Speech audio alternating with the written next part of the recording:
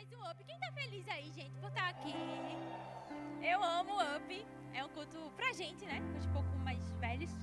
Mas Deus fala muito ao nosso coração. E não vai ser diferente nessa noite. Eu tenho certeza que Deus vai falar muito ao seu coração.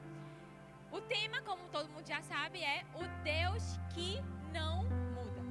E por mais óbvio que seja esse tema, né? Todo mundo sabe que Deus não muda. Deus é imutável, Belinha. Não adianta. Eu acredito muito que Deus tem algo novo para falar ao nosso coração nessa noite. Eu tentei, né? A equipe sabe, a gente tinha outro tema para esse mês. Eu tentei desenvolver esse outro tema, mas o Espírito Santo não me deixou. E a única coisa que bradava no meu coração era justamente isso. O Deus que não muda. E eu tenho certeza que Deus vai virar uma chave no seu coração. Deus vai falar com alguém aqui. Não é possível não, que Deus falou tanto comigo para trazer esse tema. Eu tenho certeza que Ele vai falar com você. Amém? Spurgeon disse certa vez: o estudo exato da natureza humana é o próprio homem. E a gente precisa concordar que se a gente quiser conhecer a nós mesmos, se o ser humano quiser estudar a si mesmo, é necessário que ele olhe primeiro para dentro dele. É ou não é? Se você quer estudar alguma coisa, você vai estudar profundamente aquela coisa. Então, se a gente quer conhecer a nós mesmos, é necessário que a gente olhe para dentro de nós. Mas eu diria que existe algo mais importante que a gente tem que se atentar quando a gente estuda o ser humano. E essa pessoa é o Criador. Quando a gente quer entender a mente humana, o comportamento humano, a gente precisa primeiro olhar para quem criou o ser humano. E quem criou o ser humano foi o nosso Deus. É simples de entender. Quando a gente compra qualquer utensílio, móvel, material e chega na nossa casa, ele vem acompanhado de um manual de instruções. Só que a gente, né, nunca lê aquele manual. É batata, a gente não lê aquele manual. Esses dias meu lindo marido comprou um rack para minha casa e quem disse que ele leu o manual? Leu o manual não, foi-se embora montar o rack. Montou, tá lá, né? Não tá. A questão é que a gente vai direto, né, para o resultado final. A gente é de uma geração que quer sempre as coisas muito aceleradas. A gente quer sempre as coisas muito rápida. Não tem como a gente negar. A gente está em uma geração de prazeres instantâneos. A gente quer retorno rápido, satisfação rápida. A gente pede um iFood, ele tem que chegar na hora que está combinado. Porque se não chegar, a gente avalia mal, faz barraco. Se a gente manda um WhatsApp para o nosso líder, para o nosso amigo, e ele não responde dentro de 3 minutos, é o necessário para um infarto cardíaco. Você fica doido, né? É desse jeito. Calma, gente. Isso porque nós estamos em uma geração que está sempre pensando em produzir, em fazer as coisas e ser muito rápido. Só que o que a gente precisa entender é que esse ritmo acelerado que a gente vive pode roubar de nós algo muito importante. Eu sei que está todo muito animado, mas eu quero que você preste atenção nessa noite. O ritmo acelerado que nós vivemos pode roubar de nós a contemplação de quem Deus é. Eu me lembro de quando eu era mais jovem, eu tinha esse costume de sempre contemplar a natureza, contemplar as coisas que Deus criou e enxergar nisso a beleza de Deus. Só que esse ritmo frenético que nós vivemos acaba roubando de nós essa capacidade de contemplar quem Deus é. E é mais do que urgente que nós voltemos a contemplar quem Deus é para a gente entender quem nós somos.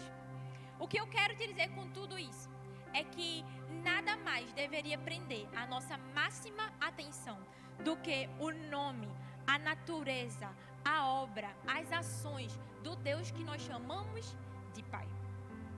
É na contemplação de quem Jesus é que nós encontramos consolo para as nossas tristezas, que a gente encontra descanso para a nossa dor, alívio para as nossas mágoas. E quando a gente contempla, enxerga o nosso Deus, a gente vê muitos atributos.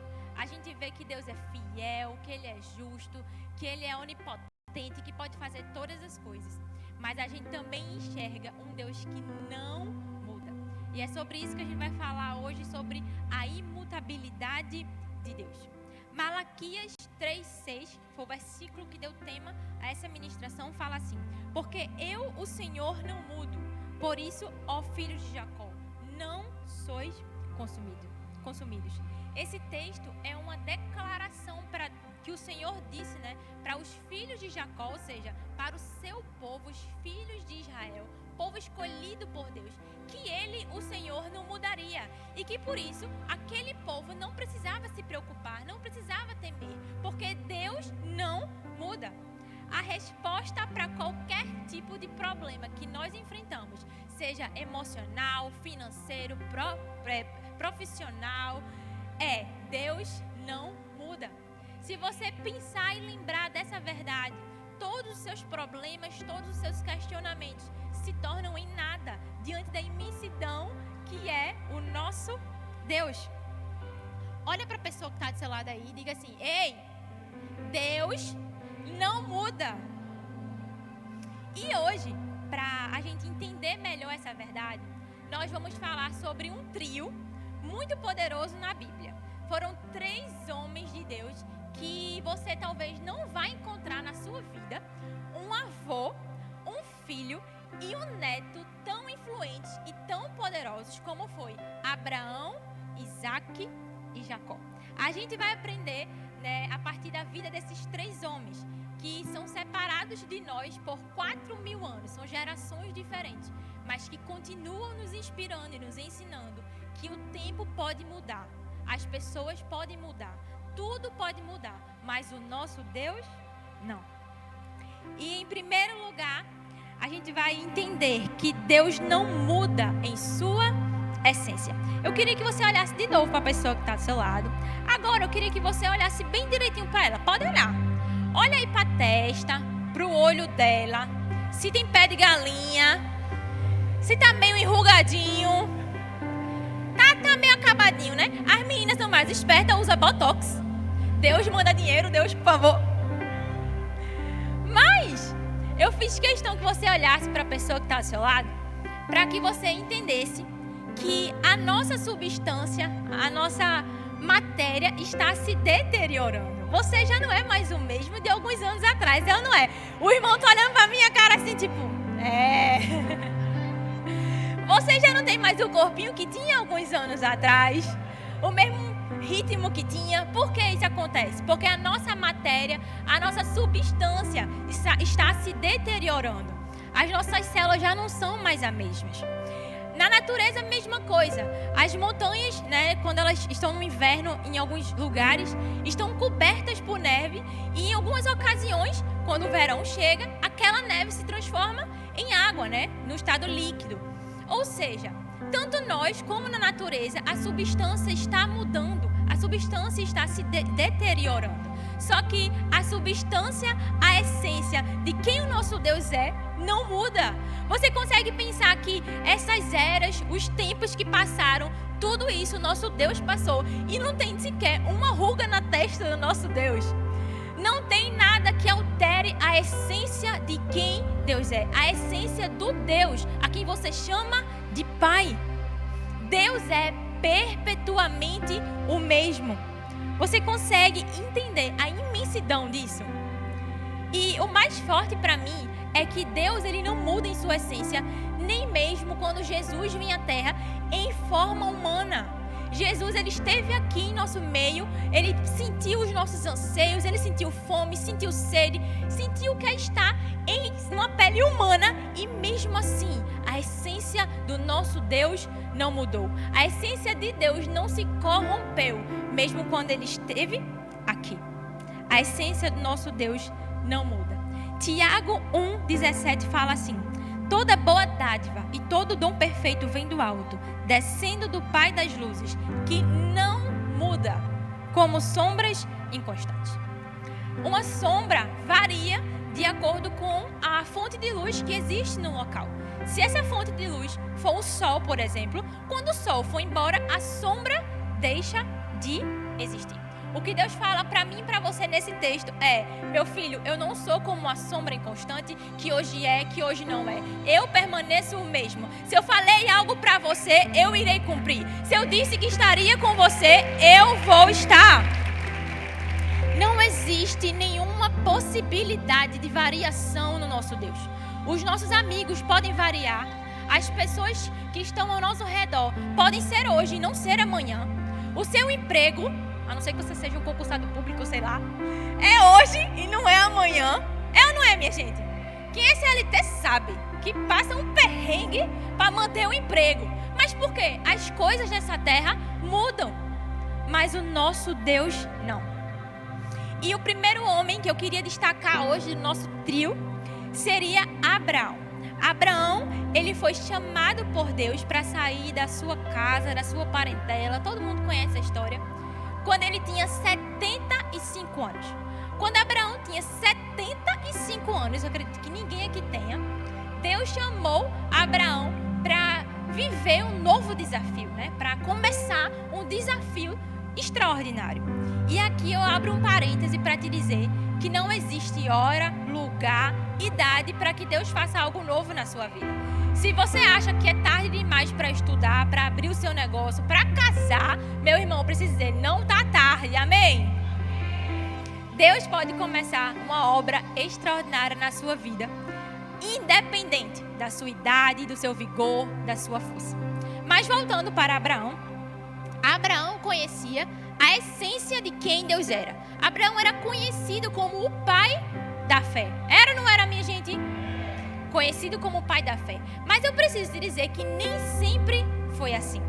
Em Gênesis 15, do verso 1 ao 5, quero que você preste bastante atenção, fala assim: depois dessas coisas, o Senhor falou a Abrão numa visão: não tenha medo, Abrão, eu sou o seu escudo, grande será a sua recompensa. Mas Abrão perguntou: ó soberano Senhor, que me darás se continuo sem filhos e o herdeiro que possuo é Eliezer de Damasco?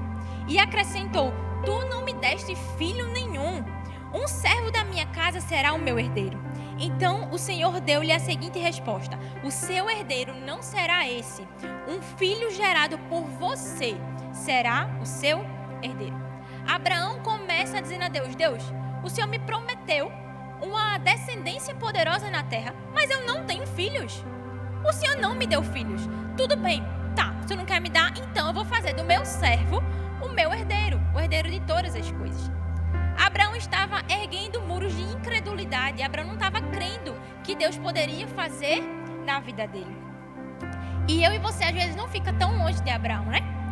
Às vezes Deus fala assim: olha, eu vou te dar realmente aquele emprego que você pediu, a família que você sonhou, e a gente fica duvidando, né? Oh Deus, mas não tem ninguém aqui na igreja para mim. Oh Deus, mas não tem condições no meu currículo para eu entrar nessa vaga. E a gente fica imitando Abraão algumas vezes. Mas Abraão muda de postura.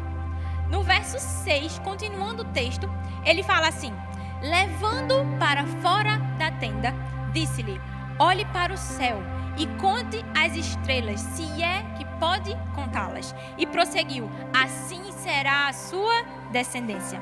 Abraão creu no Senhor e isso lhe foi creditado como justiça.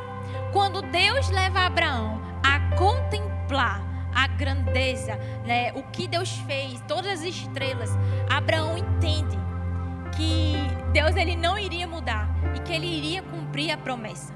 E no versículo fala: Abraão creu no Senhor.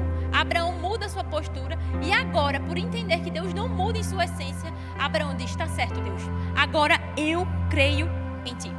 O meu convite para você é que você saia da sua tenda, contemple quem Deus é, a grandeza do seu Pai e creia que Ele pode fazer na sua vida, porque Deus não muda.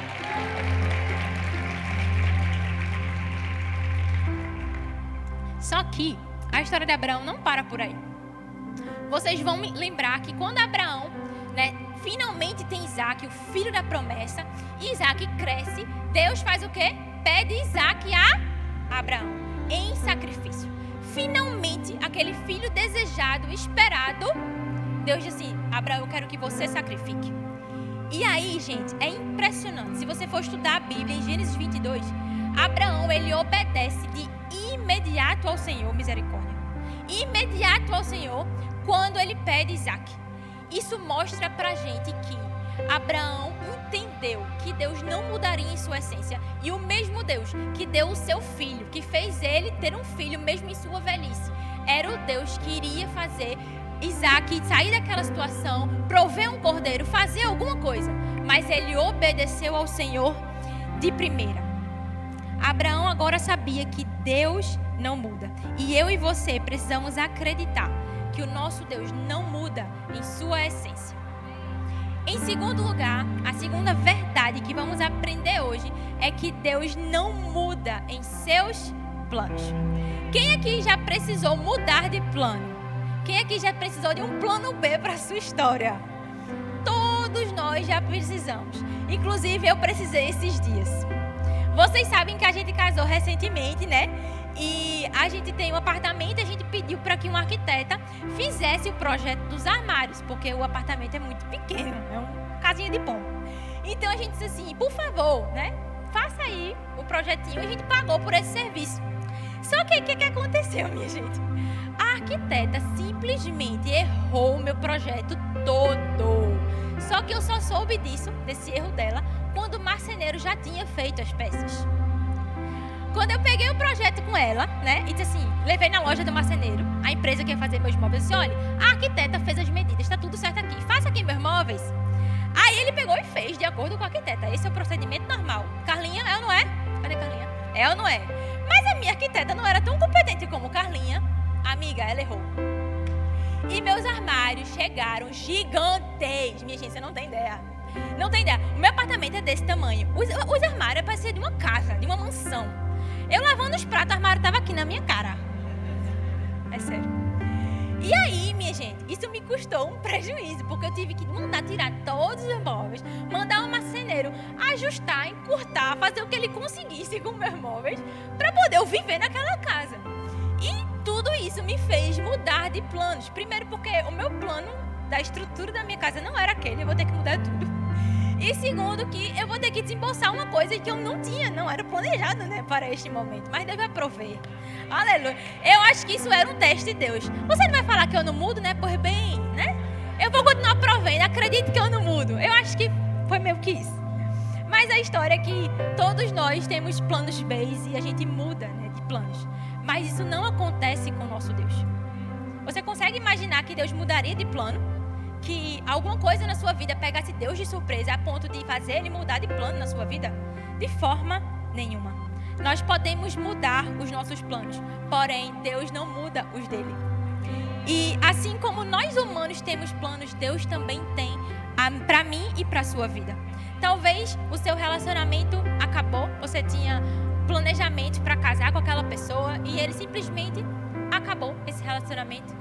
E agora você se pergunta, mas Deus, o meu plano deu errado. Olha, eu preciso te dizer, ainda bem que o teu plano deu errado, porque Deus tem um plano para você. Ainda bem que você está pensando aí que deu tudo errado, porque Deus tem um plano muito melhor. E Deus também tinha um plano na vida de Isaac. A gente falou de Abraão e agora vamos falar de Isaac. Deus tinha uma promessa na vida daquele garoto que depois se tornou um grande homem de Deus. Deus disse que através dele existiria uma descendência que daria o título de pai de multidões a Abraão. Era necessário que Isaac, né, fizesse essa descendência acontecer. Só que existiam alguns impasses. O primeiro impasse é o que a gente conversou no título, no tópico de Abraão, que Isaac, ele ia ser entregue em sacrifício. Ou seja, Isaac ia morrer. Aquele era o primeiro grande impasse que Isaac viveu. E a vida do crente não é fácil, né? Existem várias dificuldades. E aí Isaac se livra daquele sacrifício, sobrevive, glória a Deus, aleluia. Deus disse, não precisa matar ele não, tá bom. E aí Isaac cresce, se torna um homem, encontra uma mulher trabalhadora, esforçada, temente a Deus, que era Rebeca. Isaac casa com Rebeca, só que quando ele casa, ele descobre que Rebeca era estéril. Esse era outro impasse, esse era outro entrave na vida de Isaac para viver um plano que Deus tinha para a vida dele. Não fazia muito sentido. Como é que Deus me promete uma descendência e agora acontece tudo isso? A verdade é que algumas vezes na nossa vida parece que Deus entrou em contradição. Parece que o que Ele falou não está acontecendo as coisas na sua casa não andam como você esperava, Deus disse que ia salvar a sua casa, mas ela só está ladeira abaixo. Mas eu preciso te falar que essa contradição é apenas aparente, porque Deus não muda em seus planos. Aquilo que Ele falou a respeito de você, da sua caminhada com Ele, do seu ministério, da sua célula, da sua família, não vai mudar, não vai variar, continua o mesmo. Às vezes, como Isaac, a gente enfrenta alguns entraves na nossa vida, mas a gente precisa falar como falou Jó: bem sei que tudo podes e nenhum dos teus planos pode ser impedido. Você e eu, meu irmão, não cremos em sorte, em acaso, em horóscopo, em olho gordo. A gente crê em um Deus que tem um plano para a nossa vida e que vai acontecer conforme Ele falou. Se você está passando por algum impasse, assim como foi Isaac, eu preciso dizer que isso não pegou Deus de surpresa. E se ainda assim você não acreditou que Deus tem um plano na sua vida e que esse plano não vai mudar, eu vou te provar na Bíblia, porque aqui a gente gosta de Bíblia. Romanos 11 fala assim: como são grandes as riquezas, a sabedoria e o conhecimento de Deus. É impossível entendermos suas decisões e os seus caminhos, pois quem conhece os pensamentos do Senhor? Quem sabe o suficiente para aconselhá-lo? Quem lhe deu primeiro alguma coisa para que ele precise depois retribuir? Jeremias 29:11, e esse é lindo, a gente repete sempre. Porque sou eu que conheço os planos que tenho para vocês, diz o Senhor. Planos de fazê-lo prosperar e não de lhes causar dano. Plano de trazer uma esperança e um futuro. Salmos 45 fala assim: Senhor meu Deus, quantas maravilhas tens feito. Não se pode relatar os planos que preparaste para nós. Eu queria proclamá-los e anunciá-los, mas são por demais numerosos. Meu irmão, se está na Bíblia é porque é verdade sobre a minha e sobre a sua vida. Se está na Bíblia é porque é a mais pura verdade. Os planos de Deus são muito maiores, muito melhores que os nossos, do que os seus. Deus tem um futuro, uma esperança para te entregar. Eu não faço ideia do que você enfrenta, do que você está passando no seu coração. Mas quando Deus me pedia para trazer essa mensagem, era porque Ele me falava assim: filha, existem pessoas que precisam desse refrigério, desse acalento, dessa verdade. Eu preciso te lembrar, o seu Deus não muda. A sua vida pode estar de cabeça para baixo, do jeito que você não planejou, mas o plano de Deus ainda está valendo e Ele não vai mudar acerca de você. E em último lugar, Deus não muda em tempos de crise. Números 23:19 fala assim: Deus não é homem para que minta, nem filho do homem para que se arrependa. Acaso Ele fala e deixa de agir? Acaso promete e deixa de cumprir? Esse versículo é, como eu falei, é como um refrigério para a nossa alma, principalmente enquanto a gente está num tempo de crise. Quando a gente está passando por dificuldade, por luta, né? A gente acha em Deus nosso refrigério e diz: olha, se o Senhor me prometeu, Ele vai cumprir. Com certeza, todos nós aqui já enfrentamos uma crise na nossa vida, seja emocional, profissional, financeira, glória a Deus. Quando a gente era adolescente, que a gente escutava NX0, um negócio meio emo, meio gótico, a gente tinha crises existenciais, era, não era? Era assim, a gente tinha crises existenciais, ficava pensando: meu Deus, e agora? Como vai ser do meu futuro? Tô falando minha vida pra você, né? Ai, tudo certo. Uma crise nada mais é do que uma encruzilhada, que a gente se encaixa ou que os problemas acabam encurralando a gente. É quando a gente não vê mais saída, não vê mais solução para aquele problema. E isso toma a gente com tanta tristeza, com tanta angústia, a gente fica tão oprimido, a ponto de dizer: meu Deus, por favor, me tire deste lugar. Eu me lembro que eu conversei com uma amiga esses dias e eu perguntava como é que ela estava comigo, como é que tu tá, então, não sei o quê. Posso te ajudar em alguma coisa? E ela disse assim: amiga, eu tô tão mal, que existem problemas em 3 áreas da minha vida que eu não consigo solucionar. Eles não dependem de mim, eu não sei o que fazer, isso está me angustiando, está me trazendo tristeza.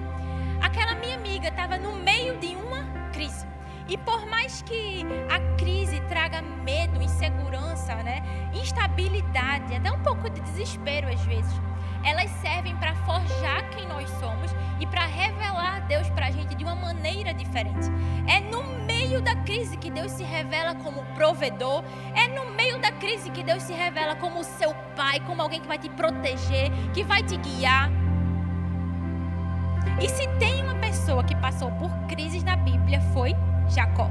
Falamos de Abraão, de Isaac, e agora a gente finaliza com Jacó. A história de Jacó começa de uma forma inusitada. Vocês devem lembrar também que Jacó era irmão gêmeo de Esaú. E a Bíblia fala que quando Jacó nasceu, ele já nasceu agarrado no pé de Esaú, porque Esaú era o mais velho, saiu primeiro da barriga, e Jacó fez, pera aí, macho, né? Segurou no calcanhar dele. E isso deu o nome de Jacó, porque Jacó significa enganador.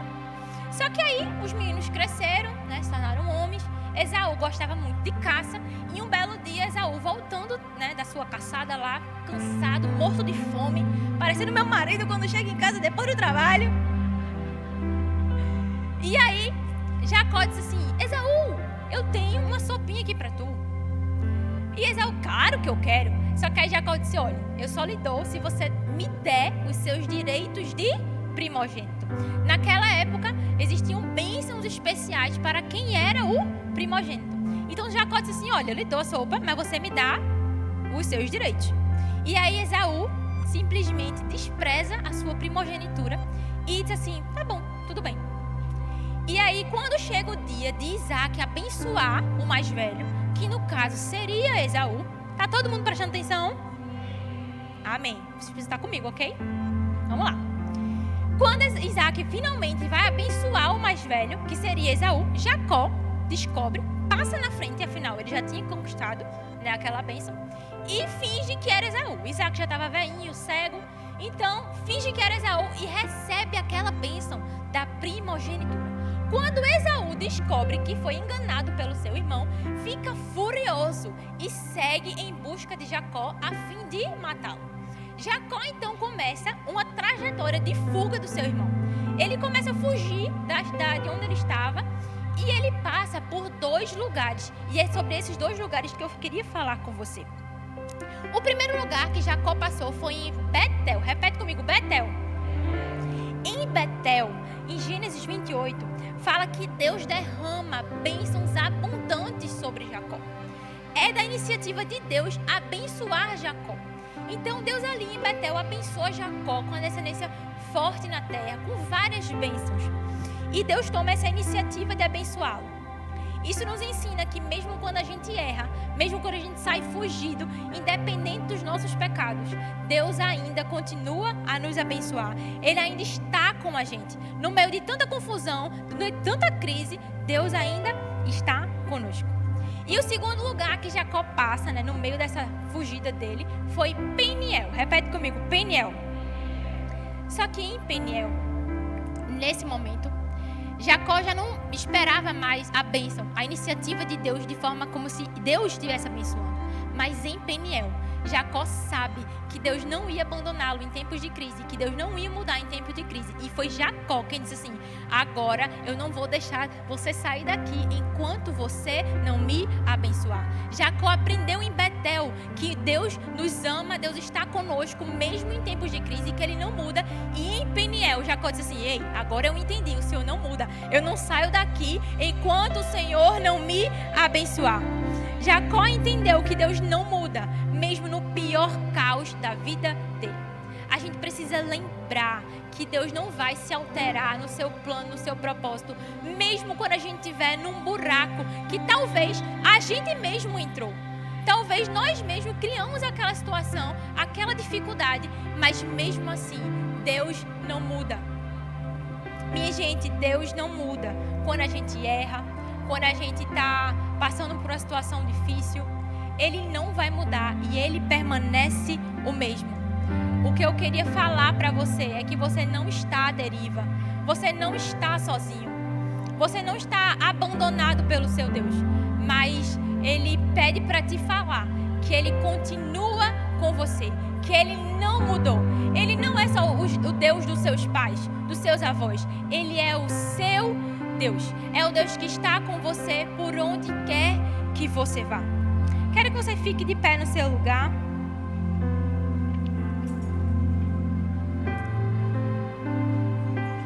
Como eu falei, Deus ele me moveu muito a falar sobre isso. A falar que independente da crise que nós estejamos, da angústia que esteja o nosso coração, o nosso Deus não muda. Ele é o Deus de Abraão, de Isaac, de Jacó. Ele é o seu Deus. Ele continua inalterado. Não existe possibilidade de alteração no nosso Deus. Feche seus olhos nesse momento. Senhor Jesus, nós queremos te entregar, Pai, o nosso coração. Queremos entregar, Senhor, a nossa vida. Queremos te dizer, Senhor, que mesmo quando passamos por dificuldades, por tribulações, quando a gente passa por momentos, Deus, que às vezes não vê saída, a gente sente uma angústia tão grande. Pai, nós queremos te pedir que o Senhor possa revelar quem o Senhor é. Que o Senhor possa nos revelar a cada dia, Pai. Que o Senhor não muda em sua essência. Que o Senhor não muda nos seus planos. Senhor Jesus, que o Senhor possa agora, nessa noite, estar revelando ao coração de cada pessoa aqui, Deus, que o Senhor tem planos específicos. Eu sei que Deus te prometeu algo ainda na sua infância, quando você era menor, sobre o seu destino profético. E esse plano não mudou.